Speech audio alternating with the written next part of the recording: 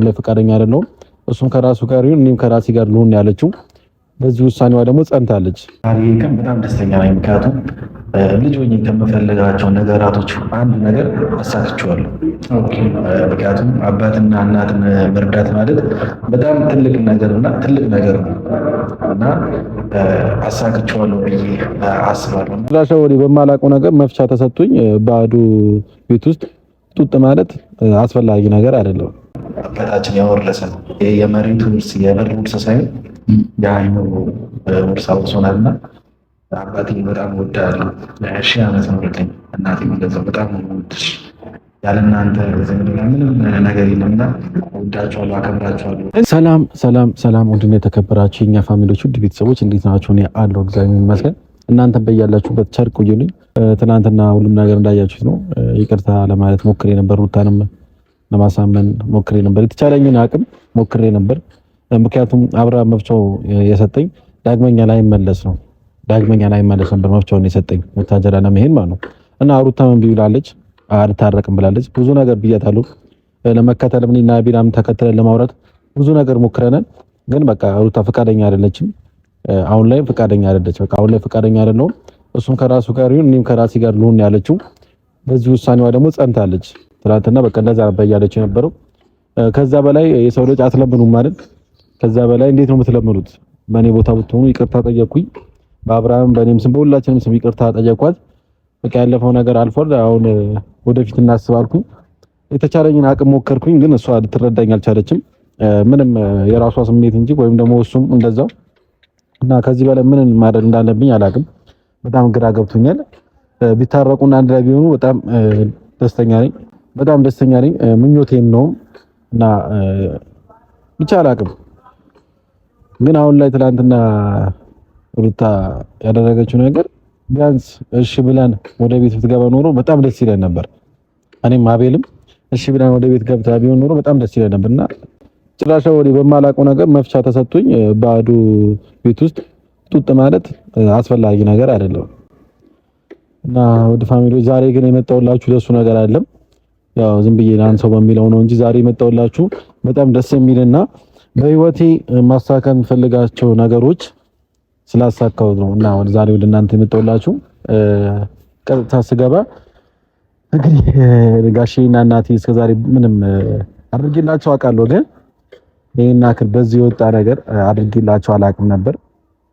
ያው እንደ ልጅ ብዙ ነገር ያው እነሱ ይሰጣሉ፣ እኛም እንሰጣለን። እኛ ቤት በመስጠት እናምናለንና አባታችን እንደዛ አድርጎ ያሳደገን እና ዛሬ ለእናቴና ለአባቴ ቤት ልገዛላቸው ነው። ቤት ልገዛላቸው ስላችሁ ፕሮሰስ ላስጀምርላቸው ነው። ወደ ዲኤምሲ ሪል ስቴት የሚባል ወደዛ ላቀና ነው ዛሬ እና ያለው ነገር አብረን የምናየው ይሆናል። ሁሉም ነገር ምንም አውቀው ነገር የለም። ሰውየውን ደውዬ ብቻ ነው በስልክ ብቻ ነው ያገኘሁት እና እዛ ያለው ነገር አብረን የምናይ ይሆናል። ሁላችንም ከኛ ጋር ሆኑ፣ አሪፍ ጊዜ ይኖረናል። በዚህ ወጣት በዚህ እድሜው ሆኜ እንደዚህ አይነት ነገር በማሳካቴ እድለኛ ነኝ ብዬ አስባለሁ። ምክንያቱም ወጣት ነኝ፣ ብዙ ነገር ማሳካት እችላለሁ፣ ብዙ ነገር ከዚህ በላይ ማድረግ እችላለሁ። ግን ዛሬ ላይ ባለሁበት እድሜ ላይ ይሄ ነገር በማሳካቴ እድለኛ ነኝ። ምክንያቱም እናት አባት በህይወት ሲኖሩ ነው ሁሉም ነገር ሳደርግላቸው ደስ የሚለውና በህይወት እያሉ ይሄ ነገር በማድረጌ እድለኛ ነኝ ብዬ አስባለሁ እና እወዳቸዋለሁ፣ አከብራቸዋለሁ። አዲስ ነገር ካለ አሳውቃቸዋለሁ። በነሩታ ወይም በአብርሽ ያለው ነገር አዲስ ነገር ካለ አሳውቃቸዋለሁ። ሰው ቀጥሬ ስለሆነ እዛው እንገናኛለን። አብረን የምናየው ይሆናል። ሁሉም ነገር ምንም መደብቃችሁ ነገር የለም። አብረን የምናየው ይሆናል። እናንተም እንደኔ መግዛት የምትፈልጉ ወይም ደግሞ ይሄንን ፕሮሰስ ማስጀመር የምትፈልጉ ሰዎች ካላችሁ ሁሉም ነገር እዛ የምናየው ይሆናል። ከኛ ጋር ሁኑ። እንግዲህ ውድ ፋሚሊዎች ደርሰናል። ዲኤምሲ ነው የምንገኘው፣ አሁን ደርሰናል ማለት ነው። እንግዲህ ያለው ነገር አብረን የምናየው ጋሼና እናቴን በከባዱ ሰርፕራይዝ ማደርጋቸው እንግዲህ ቤተሰቦች ያው የተቻለኝን አቅም ነው ማደርግላቸው። እንግዲህ እኛ በህይወት ስንኖር ማንኛውም ነገር እና ወጣት ሆኜ በዚህ ነገር ላይ ተሳትፌ እንደዚህ አይነት ነገር በማድረጌ በጣም እድለኛ ሰው ነኝ ብዬ አስባለሁ እና ያለው ነገር አብረን የምናየው ይሆናል።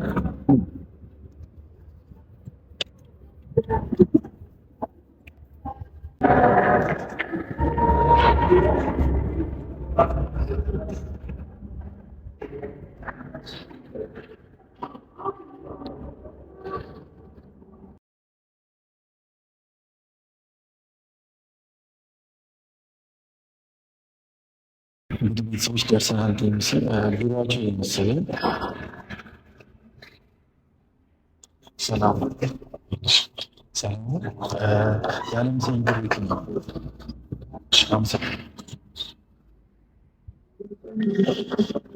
ብዙ ሰው ነው ያለው፣ ግን ወደዛ ወዳለች እንግዲህ ቢሮ እንፈልጋለን።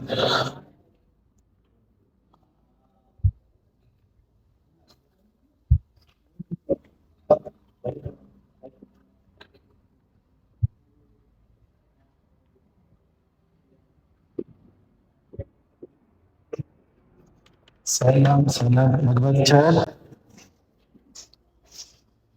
ሰላም ሰላም፣ እንዴት ነው? ሰላም ሰላም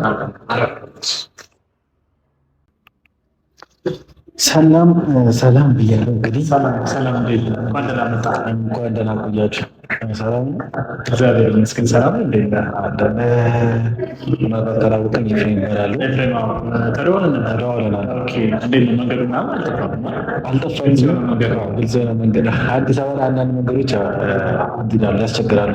ብቻ መጥቻለሁ። ወራይድ ነው የመጣሁት እና ሁሉ ሰላም ሰላም አሪፍ፣ ሁሉም ሰላም እግዚአብሔር ይመስገን። እና ያው በስልክ ላይ እንደነገርኩ ቤት መግዛት ፈልጌ ነው።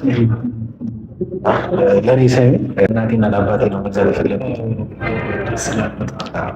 እና እነሱን ሰርፕራይዝ ማድረግ ፈልጌያለሁ። እንዴት ነው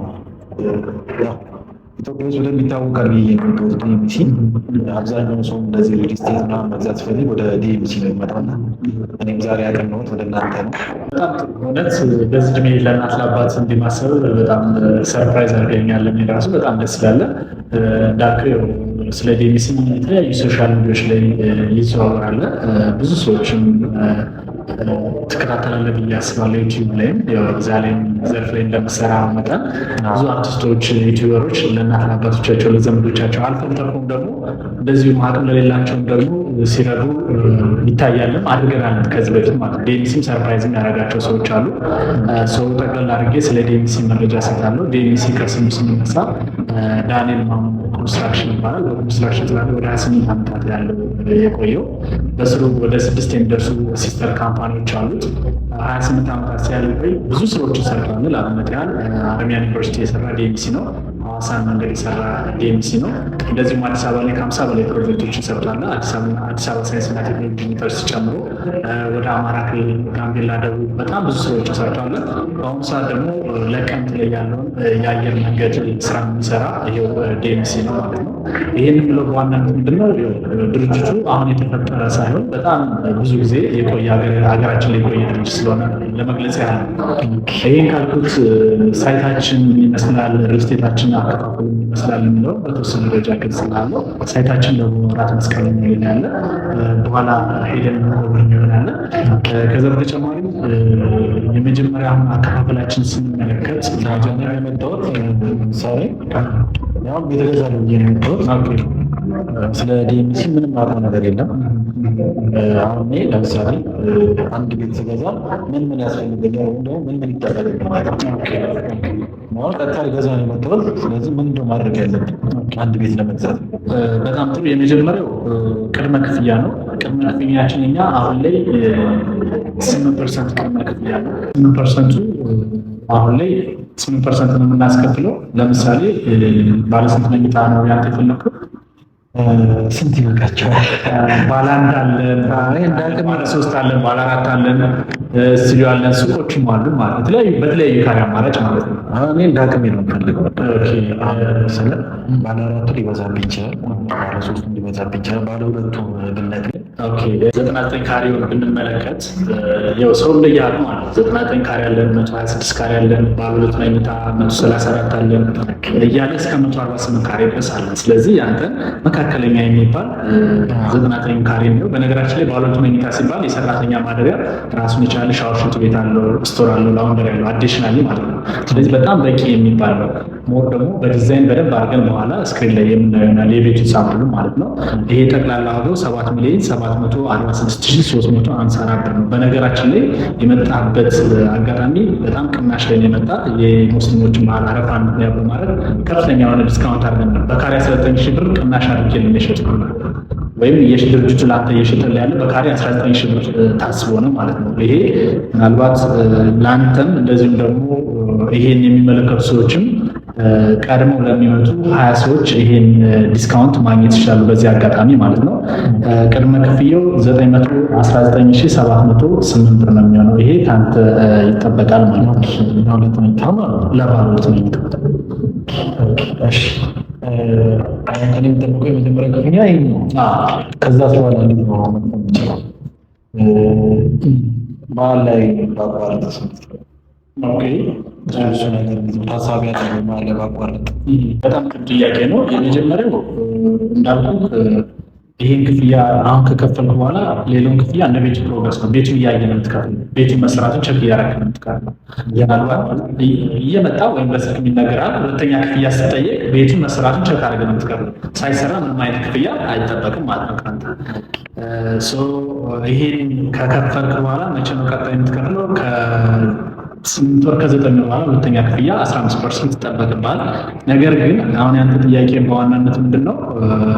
ብር ባጣስ ነው በቀጥታ እንደተረዳሁት፣ ነገ ከነገ ወዲያ ብር ባጣስ ነው።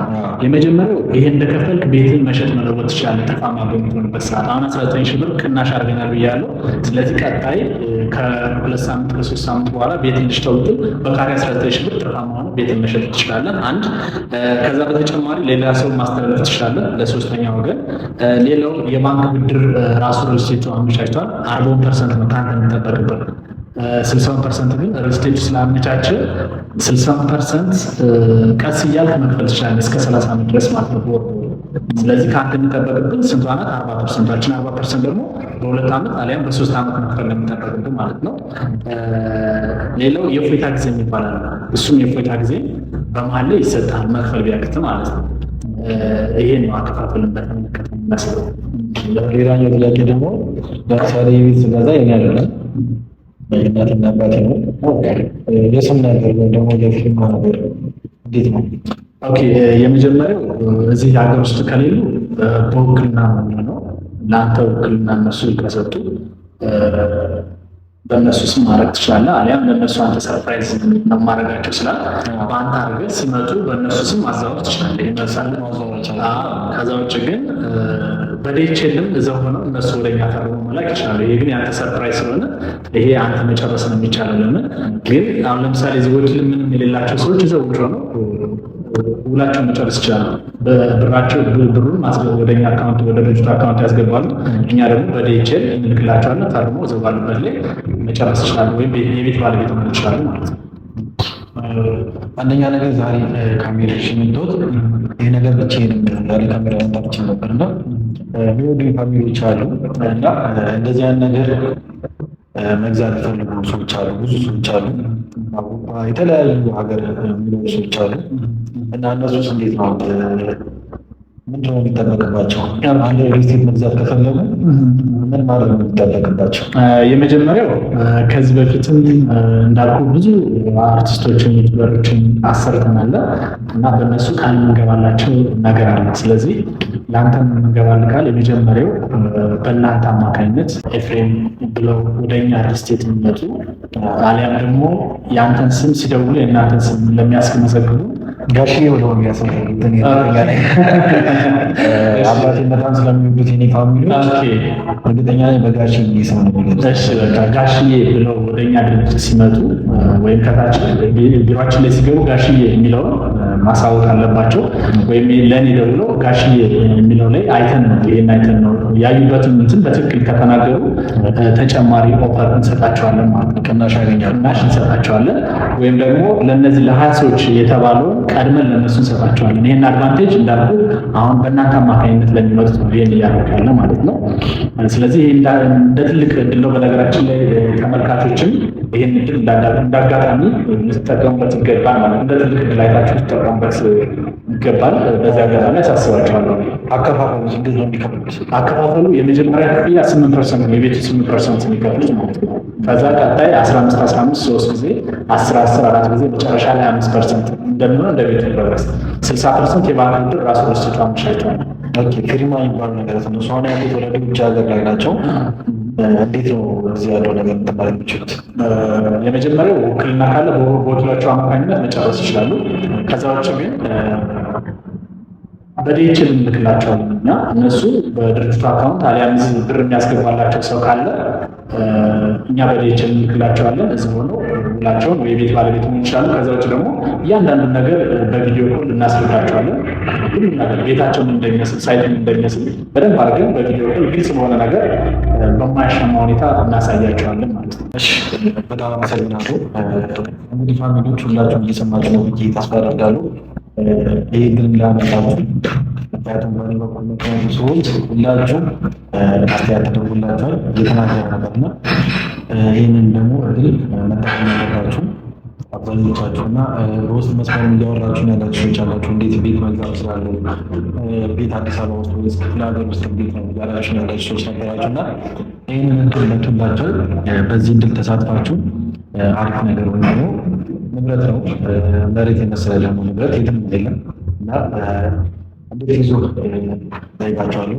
ሌላው ደግሞ ወደ አንተ ስመለስ ናቱልኛል ቡና እንደምወድ አውቀው መሰለኝ ተጠወት ይመስላል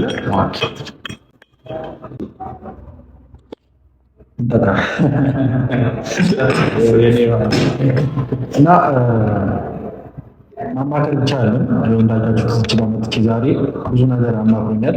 ግን ኢቨን ዱሩን ጀምራችሁ ዩቱብ ጀምራችሁ ማቋረጥ ጀምሮ እንዴት መሸጥ እንዳለባችሁ ለሌላ ስለ ሶስተኛ ለሁለተኛ ወገን የሚባለው ነገር እንዴት መሸጥ እንዳለባችሁ በጣም ትውል ሰው እና በዚህ ስራው ነው የሚታወቁ አብዛኛው ጊዜ። እኔም ፈልጌው የመጣሁት ለዛ ነው እንጂ ብዙ አማራጮች ነበሩ። ሰው ደግሞ አማራጭ አይቶ ነው የሚመጣና እኔም አንተ ጋር ስመጣ ይህንን ነገር ስለምታደርግ ነው እና ነገ ላይ ፌል ቢያደርግ ይህን ነገር ፌል ቢያደርግ እሱ አለ ሁሉም ነገር ያስተካክላቸዋል ከጎናቸው ሆኖ ለምዘውድ ብላችሁ ስመጡ ዴምሲ ብዙ የቢሮ ሰራተኞችን ያሉት እና እንዳይምታታባችሁ የዓለም ዘውድ ብላችሁ መምጣታችሁ እንዳረሱ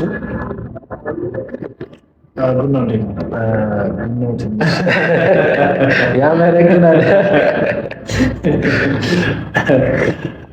ላበለጋ ያደርጋልና ትንሽ ያመጣችኋል እንጂ የተባረከ እና ውድ ፋሚሊዎች ይህንን እንዳያመልጣችሁ ይህንን እድል ተጠቀሙበት። በእኔ በኩል በጋሽዬ በኩል የምትመጡ ሰዎች ሁላችሁም ቅናሽ ታገኛላችሁ እና እድል እንዳያመልጣችሁ። ጨርሻለሁ። ወደ ኪስ ገብቻለሁ። ለአንተም ወደ ኪስ ግቡ እና ባይዞ ምን አስባለሁ መሰለህ እኔ አሁን ወጣት ነኝ። ብዙ የሚያስፈልገኝ ነገሮች አሉ፣ ወይም ደግሞ ብዙ ማሳካት የምፈልጋቸው ነገሮች አሉ እንደ ወጣት ማለት ነው እና ይህን ቦታ ደርሼ ማየት ፈልገው አለ። ግን ዛሬ ቀን በጣም ደስተኛ ነኝ። ምክንያቱም ልጅ ሆኜ ከምፈልጋቸው ነገራቶች አንድ ነገር አሳክቼዋለሁ። ምክንያቱም አባትና እናትን መርዳት ማለት በጣም ትልቅ ነገር ነው እና አሳክቼዋለሁ ብዬ አስባለሁ። ፈጣሪ ለዚህ ቀን ያደረሰኝ ፈጣሪ ከእሱ ይውሰድ። ሌላ ምንም አለ። ጋሽዬም እናትም በላችሁበት እድሜያችሁን ዘመናችሁን ፈጣሪ አምላክ ያርዝምልኝ። ይህ ቤት ደግሞ አልቆ ገብታችሁ እስከምትኖሩበት ያብቃኝ፣ ያ ቀን ለማየት ያብቃኝ እላለሁ። ጋሽዬን በተለይ ሶሻል ሚዲያ አውቀዋለሁ እና አየዋለሁ እና በዚህ አጋጣሚ ምናልባት ቪዲዮ ባይሚንስ ሊደርሰው ይችላል እና እንኳን ደስ አለህ እላለሁ። እውነት መባረክ ነው። ልጅ እንደዚህ ለአባቱ ይህን ያህል ሲያስብ በተለይ በአሁኑ ሰዓት ላይ መባረክ ነው እና እናቱም አባቱም እድለኞች ናቸው የምር እና እንኳን ደስ አላችሁ። አንዳንዴ ምንድን ነው ልጅ ከወለዱ ላይ ቀር እንደዚህ አባቴ ነው በጣም አይደለም እኔ ሌላ ሰው ፋሚሊዎች በጣም የሰፈር ሰው የሚጠላው ሰው ነው። ረሃ የሆነ ሰው ነው። ለማንኛውም ሰው ችግር የለበትም። ስጥ ይሰጣል የሚለው ነገር ያምናል እና ከራሱ አስፈልቶ ለሰው ነው የሚያደርገው እና ያ ነገሩ ነው እኛም ዛሬ ላይ እንድንሰጥ እያደረገን ያለው።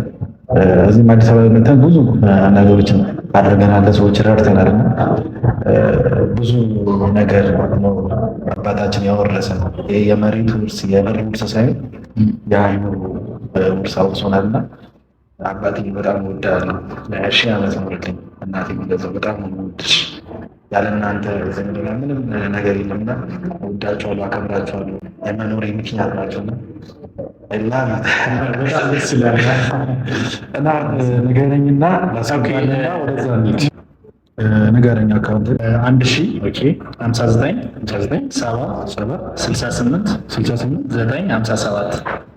ይሄ ዲኤምሲ ሪል ስቴት የሚል መውጣት አለበት።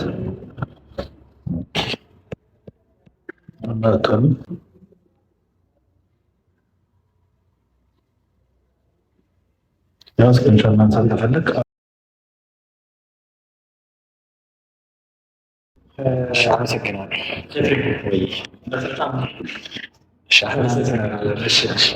የተወሰነ እዛ ጋር እስከሚዘጋጅ ድረስ ገለጻ የተወሰነ ቤቶችን ያሳይ።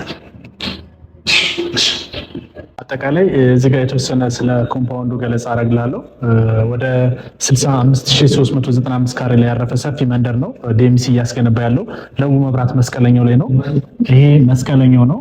ይህ መስቀለኛ ወደ ጋርመንት ጀሞ እና ጀርመን ድልድይ እና ላፍቶ የሚወስድ ነው። በተለይ ከትራንስፖርት አክሰስ ጋር ምንም አይነት ችግር የለበትም። ዲኤምሲ ማለት ወደምንፈልገው አቅጣጫ በተለያየ አንግል መሄድ እንችላለን። ይሄ ዋናው መንገድ ነው፣ ሃይዌው ማለት ነው። ይሄ ባዶ ቦታ የምንመለከተው ግሪን ኤሪያ፣ ቅድም ስናወራው የነበረ ግሪን ኤሪያ የሚሰራበት ነው። 6 መውጫና መግቢያ በሮች አሉት። እነዚህ 6 መውጫና መግቢያ በሮች ወደ ኮምፓውንድ ሰዎች ሲገቡ 24 ሰዓት ኢንተርኮም አገልግሎት ይደረግላቸዋል። ማንም ሰው ዘው ብሎ ወደ ኮምፓውንዱ አይገባም። አጠቃላይ መንደሩን በምናይበት ጊዜ ይሄ አንዱን ህንፃ አንዱ እንዳይከልል ተደርጎ ነው የተሰራው። በጣም በቂ ብርሃን እንዲያገኙ ተደርገው ነው ቤቶች የተሰሩት። ይሄ የምናየው እንዳለ ሙሉ ለሙሉ ምንድነው ጥብቅ ደን ነው ወይም ግሪን ኤሪያ ነው። ቅድም እንዳልኩ የጋሽዬ ቤት የምትሆነው እዚህ ጋር ነው። ስለዚህ ይሄ ቪው አንደኛ ወደዚህ ነው የሚያየው፣ ሌላው ወደዚህ ያያል፣ ተመሳሳይ ወደዚህ የሚያይ ማለት ነው። ስለዚህ የተለያየ ዳይሬክሽን ቪው ነው ያለው። ሞር ደግሞ ሳይቱ ላይ ሄደን በደንብ አሳያለሁ። ከዛ በተጨማሪ እዚህ ጋር የምናየው የመኪና ፓርኪንግ ነው። ወደ ኮምፓውንድ ሰዎች ሀዘንም ደስታም ሊሆን ይችላል ሰው ወደዛ ሲገቡ መኪናቸውን ፓርክ የሚያደርጉበት እዚህ ጋር ይሆናል ማለት ነው። ሌላው መንደሮችን በ5 መንደር ከፍለናቸዋል። መንደር 1 ይሄ ይባላል። መንደር 2፣ መንደር 3፣ መንደር 4፣ መንደር 5 ብለን ማለት ነው። እነዚህ መሀል ላይ የምታያቸው ቪላ ቤቶች ናቸው። ኦልሬዲ እነዚህ ቪላ ቤቶች ወደ 45 የሚደርሱ ቪላ ቤቶች ናቸው። ተሰርተው ለባለቤቶች ተረክበዋል። ስለዚህ ስለነዚህ አናወራም፣ ሰዎች እየኖሩበት ነው ያለ። አሁን እነዚህ ናቸው ለሽያጭ የወጡት አጠቃላይ ማለት ነው። በ5 መንደር የከፈልበት ምክንያት አንደኛ አንተ ቤትን ስትገዛ የት ቦታ ነው የምትገዛ ለማወቅ እንዳልኩ አሁን የጋሽዬ መንደር የመረጥናት እዚህ ጋር ነው። ከቪውም ከምንም አንፃር በዛ ላይ የጠዋት ፀሐይ የምታገኝ ቤት ናት። በጣም ደስ የሚል ነው። ይኸው ደግሞ በእድሜ ምንም ስለሚሄዱ ፀሐዩ ምንም አየሩ በጣም ይሄ ጭንቅንቅ ያለ ነገር መኖር የለበትም። ሌላው ለዛ እንዲያመች ነው በ5 መንደር የከፈለው። ሌላው ለማኔጅመንት እንዲያመች እያንዳንዱ መንደር ማኔጅ ይደረጋል፣ አጠቃላይ ደግሞ ማኔጅ ይደረጋል ማለት ነው። ከዛ በተጨማሪ ወደ ኮምፓውንድ ሰዎች ሲገቡ የት መንደር ነው የሚገቡ እንዳልኩ እዚህ ጋር ስለሚጠየቁ የሚገቡበትን መንደር ማወቅ አለባቸው ማለት ነው። ሌላው አዲሽናሊ ፌስ ቱ ፌስ ነው ቤቶችን የምናስረክባቸው። ስለዚህ መጀመሪያ የምናስረክባቸው ቤቶች አሉን፣ ቀጣይ የምናስረክባቸው ቤቶች አሉ። ሁሉንም በ2 ዓመት ወይም በ1 ዓመት አይደለም የምናስረክባቸው። ሰው ከዛ አንፃር በ5 መንደር ከፍለነዋል ማለት ነው። ሌላው ህንፃውን በምናይበት ጊዜ ቅድም እንዳልኩ ይሄ እኩል ብርሃን እንዲያገኙ ተደርገው ነው የሰሩት። ወይም አንዱን ህንፃ አንዱን አይከልለውም፣ አይገርደውም። አጠቃላይ ኮምፓውንዱ ይሄን ይመስላል። ይሄን በምናይበት ጊዜ ህንፃዎች ሲሰሩ ኦፕን ዳውን አላቸው። በቂ ብርሃን እንዲያገኙ ተደርገው የተሰሩበት ጥበብ ነው። ሌላው ይሄ የመኪና ፓርኪንግ ነው። 2 የመኪና ፓርኪንግ ይሰጣቸዋል። አንደኛው እንደ ሪዘርቬሽን ነው። አንደኛው ግን መኪና ይኖራችሁ ማይኖራችሁ ማንም ሰው ማቆም ይችላል። በነገራችን ላይ መኖሪያዎች የሚጀምሩት ከ4ኛ በላይ ነው። እስከ 4ኛ ድረስ ሱቆች ናቸው። ሱቆች በነገራችን ላይ ወደፊት ነው ያሉት። ስለዚህ ወደ ውስጥ ወደ ኮምፓውንዱ መግባት አይችሉም ማለት ነው። ይሄ በተለይ ከፕራይቬሲ አንፃር እዚህ ጋር ሰገነቶች አሉ፣ ሻይ ቡና እያሉ ማንኛውም ሰው ከላይ እስከታች ያለው ሙሉ ቤተሰቡ ጋር ኢንጆይ ማድረግ ይችላል። ከዚህ እስከዚህ ያለው ወደ 25 ሜትር ያህል ስፋት አለው። በቢልዲንጎችና በቢልዲንጎች መካከል የተሰራው ሰው መኖሪያዎች የሚጀምሩት ከዚህ ነው። ከታች ምን አለ የመኪና ፓርኪንግ እና ሱቅ ይሆናል። ፊት ለፊት ሱቆች ነው የሚሆኑት፣ ወደ ኋላ ደግሞ የመኪና ፓርኪንግ ነው የሚሆኑት ማለት ነው። ስለዚህ የተለየ ቪአይፒ ካልፈለግን በቀር ከኮምፓውንዱ የምንወጣበት ምንም አይነት ምክንያት አይኖርም ማለት ነው። ሁሉም ነገር እዛው ጋር ነው ያለው። ይሄን ይመስላል። ደስ ይላል በጣም ገብቼ ሊሆን ነው ጋሽ የሚዋኘው እንግዲህ እዚህ ውስጥ ነው። ያው እንደማንኛውም ሪል ስቴት አንድ የሚያሰጋኝ ነገር አለ። ምክንያቱም የሚያውቀው ላይ ስለ መቼ ነው እዚህ ውስጥ ገብተን የምንኖረው? ኦኬ የማስረከቢያ በተባለ ሰዓት አይጠናቀቅም ወይ ነው? ብዙ ጊዜ ኢትዮጵያ ውስጥ ችግር ያለው በዚህ ቀን እንጨርሳለን ብላችሁ ማጨርሱበት ጊዜ አለ። ብዙ አመታቶችን የሚፈጁበት ጊዜ አለና ዲኤምሲ እንዴት ነው ይሄ ነገር? ኦኬ ያልከው ነገር ትክክል ነው። ዲኤምሲ ሪል ስቴት ምንድነው ይሄ አልሙኒየም ፎርምወርክ የሚባል ቴክኖሎጂ ነው የሚጠቀመው።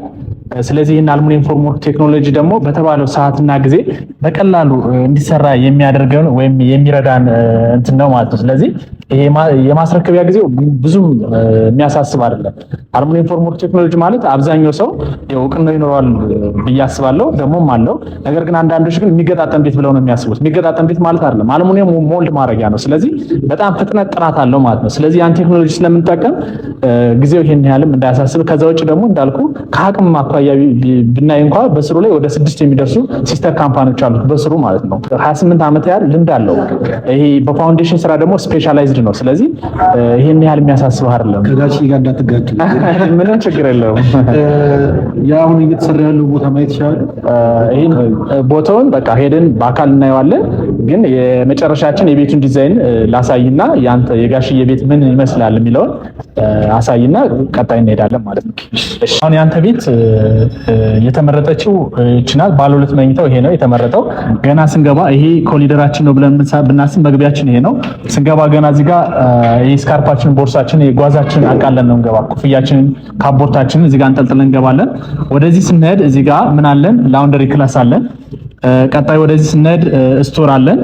ቀጣይ ወደዚህ ስንሄድ አሁንም የኪችን ካቢኔት አለን። በኪችን በኩል ምን አለን? በረንዳ አለን ማለት ነው። ይሄ የተፈጥሮ ቬንቲሌሽን ከሳከሮች በተጨማሪ ማለት ነው።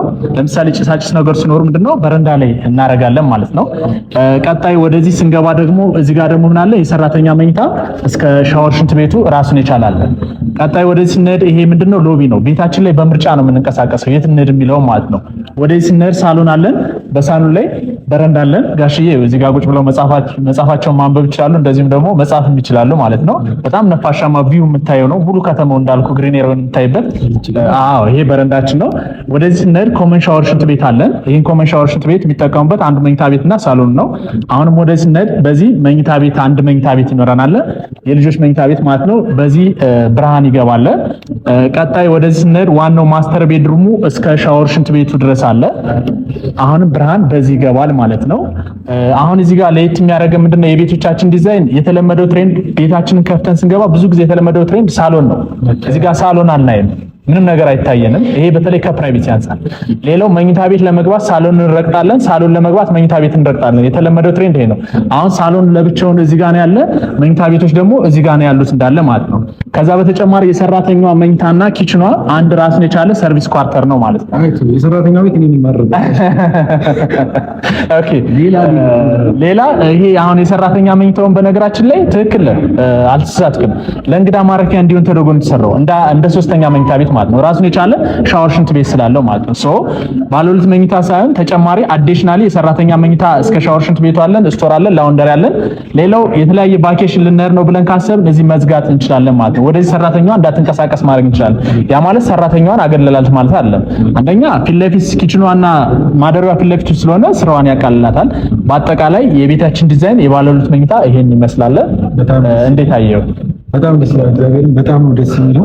ግን እኔ እዚች ጋር ነው ማክሮዳሽ እንዳከለኝ ኦኬ ችግር የለውም። እሰራለሁ ምግብ እያበሰልክ ነገር እኔ አበላሃለሁ። ችግር የለውም። ኦኬ ግን በጣም ደስ ይላል። እግዚአብሔር በጣም ደስ ይላል። አንድ ነገር ይቀራል አይደል? ኦኬ ሳይታችን ማየት እሱልኝና እንጨርስ ይሆናል ከኛ ጋር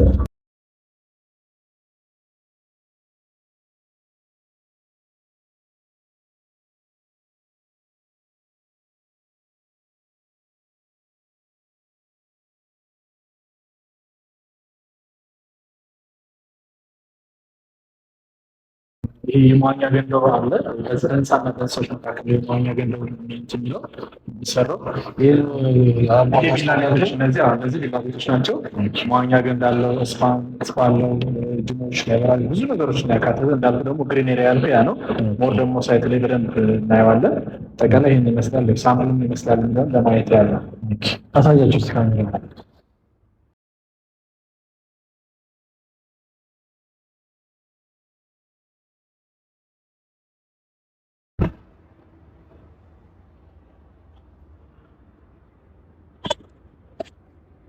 እዛ ነው ማለት ነው። ሳይት ላይ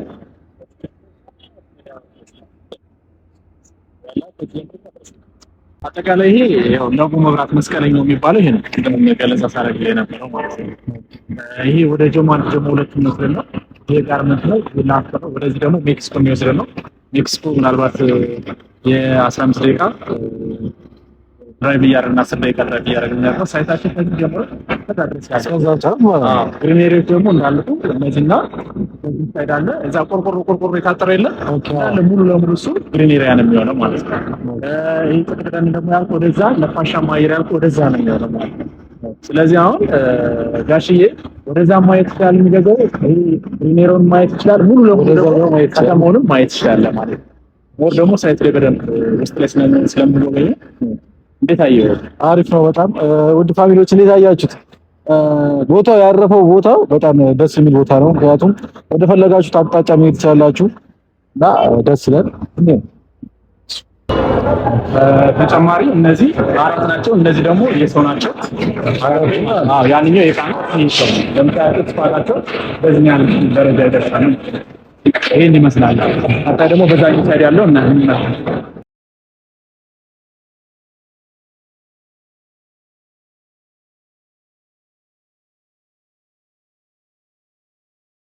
እነዚህ ተሽጧል ያልከኝ ነው? አዎ እነዚህ ያለቁት ቪላ ቤቶች 45 ቪላ ቤቶች አልከለም። እነዚህ አሁን የገቡበት ነው በመሰራት ላይ ያሉ አሉ።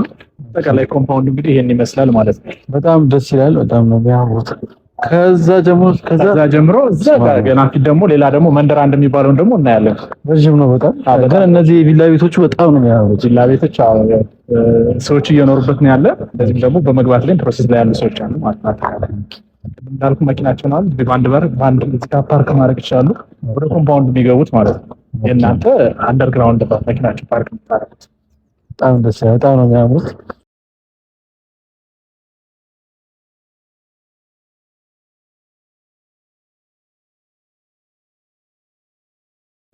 እንግዲህ ቤተሰቦች የመጨረሻው ቦታ ላይ ደርሰናል። እዚች ጋር ደግሞ ጭራሽ ማስታወት ምናምን እያየሁ ነው። ያለቀለት ይመስለኛል። ኦኬ አዎ፣ ይሄ መንደር አንድ የምንለው ነው። ይሄንኛው መንደር አንድ ነው። ቅድም ደግሞ ያልኩ መንደር ሁለት የሚባለው ደግሞ እዛ ጋር ወደዛ እየተሰራ ያለው ማለት ነው። ያ ደግሞ መንደር ሁለት ይባላል ማለት ነው። ምንድነው አሰራራችን የፊኒሽንግ ስራ እየጨረስን ነው የምንሄድ። አብዛኛውን ጊዜ ስኬሌተን ከቆመ በኋላ ነው እንደገና የፊኒሽንግ ስራ የሚሰራ አይደል? ይሄው እንደምታየው መስተዋቶች የተገጠሙ በሮች፣ ሴራሚክ ምናምን ልስን እየተለሰነ እያለቀ ነው የሚሄድ። ዜን ህንጻው ሲያልቅ አብሮ የፊኒሽንግ ስራው ያልቃል ማለት ነው። አጠቃላይ እዚህ ደግሞ 4 ቢልዲንጎች ነው ያሉን። ይሄ በመካከል ላይ ያለው የመዋኛ ገንዳ ነው። በዚህም የክፍተቱ ማለት ነው። ስለዚህ ሳይታችን አጠቃላይ ይሄን ይመስላል። በጣም ደስ ይላል። ስፋቱ ራሱ አንድ ሀገር በለው እና በጣም ደስ ይላል። ግሪኔሪያው ደግሞ ወደዛ ስትመለከት ግሪኔሪያ ነው ወደዛ ማለት ነው ስትመለከተው ይሄን ይመስላል።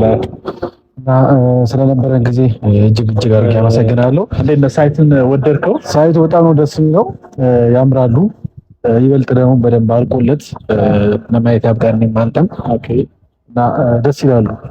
እና ውድ ፋሚሊዎች እንግዲህ ሁሉም ነገር እንዳያችሁት ነው። ሁሉም ነገር አሳይቻችኋለሁ። የደበቅኳችሁ ነገር የለም እና ደስ ይላሉ። እናንተ እስከምትመለሱ አልቆ ነው የሚጠብቃችሁና ከአሁኑኑ ተመዝገቡ። የመጨረሻውን ነውና ይህንን እድል ተጠቀሙበት። ወዳችኋለሁ፣ አከብራችኋለሁ። ቢሮ እንገናኝ። እንግዲህ ቤተሰቦች አጠናቀን ቅድም ወደ ነበርንበት ቦታ መተናል። አሁን የተመለስኩት ፊርማ ልፈርም ነው የመጨረሻውን። እንግዲህ በመጨረሻ ለእናንተ ማስተላለፈው መልእክት አለ። ውድ ፋሚሊዎች አሁን ለእኔ አስተያየት የተደረገልኝ በጣም ቅናሽ ነው። አንደኛ በሁለት ነገር ነው። አንደኛ በጋሽዬ ስም ስለመጣሁ ነው። ሁለተኛ ደግሞ አሁን እንደሚታወቀው የሙስሊሞች የአረፋ በዓል ነው እና የአረፋ በዓል በማድረግ ዲስካውንት ተደርጓል፣ ቅናሽ ተደርጓል እና ይህንን እድል እንዳያመልጣችሁ። በዚህ 3 ቀን ውስጥ መመዝገብ የምትፈልጉ ሁላችሁ በጋሽዬ በኩል ነው እየመጡ ያላችሁ። ሁላችሁ ተመዝገቡ። ይህንን እድል እንዳያመልጣችሁ። 2 አማራጭ ነው የተሰጣችሁ። አንደኛ በበዓሉ ቅናሽ ተደርጓል፣ ሁለተኛ ደግሞ በጋሽዬ በኩል የመጣ ቅናሽ ተደርጓል። ታችሁ ይህንን ነገር እንዳያመልጣችሁ። ቆንጆ ቤት ነው። ሁሉም ነገር አሳይቻችኋለሁ። ደስ ይላል። ባለቤት ነው የተባለ በጣም ሰፊ ነው። በጣም ነው እንዳያችሁት። እኔ ደግሞ እዛ ሄጄ ስላየሁት በአካልም በጣም ሰፊ ነው እና ነገ ላይ ስትመለሱ ወደ ኢትዮጵያ ስትገቡ ታርፉበት ያስፈልጋችኋልና እዚህ ደግሞ ታርፉበት ካመቻቻችሁ ካሁኑ ለእናንተ ይበልጥ በጣም አሪፍ ስለሆነ ሁላችሁ አላማችሁና ትኩረታችሁ ቤት ላይ ያድርጉት። ዲኤምሲ እና የዓለም ዘውድ እየመጣችሁ የዓለም ዘውድ ጋር እየደወላችሁ ሁሉም ነገር ያሳያችኋል፣ ሁሉም ነገር ያስተካክላችኋል እና እሱ ጋር እየደወላችሁ ይበልጥ ደግሞ ከታች ስልክ ቁጥር አስቀምጠላችኋለሁ። ስልክ ቁጥር ላይ እየደወላችሁ እሱ ማግኘት ትችላላችሁ። ሁሉም ነገር ያስረዳችኋል። ልክ ዛሬ እኔ መጥቼ እንዳስረዳኝ ሁሉም ነገር ያስረዳችኋል እና እንዳያመልጣችሁ የምላችሁ ስለምወዳችሁና መጠቀም ያለባችሁ ነገር እንድትጠቀሙ ስለምፈልግ ነውና እንዳያመልጣችሁ። ለራሳችሁ ብቻ ሳይሆን እንዲህ ለእናት እንደኔ ለእናት ለአባት ለሌላ ሰው ለሰንበሬ ለማንኛውም ሰው እንደዚህ አይነት ነገር ማስጀመር የምትፈልጉ ሰዎች ካላችሁ ከአሁኑኑ ይህ እድል ሳያመልጣችሁ ከአሁኑኑ መጠቀም የምትፈልጉት ነገር ተጠቀሙ እና በመጨረሻ ፊርሜ ሊፈርም ነው። መፈረም ይችላሉ።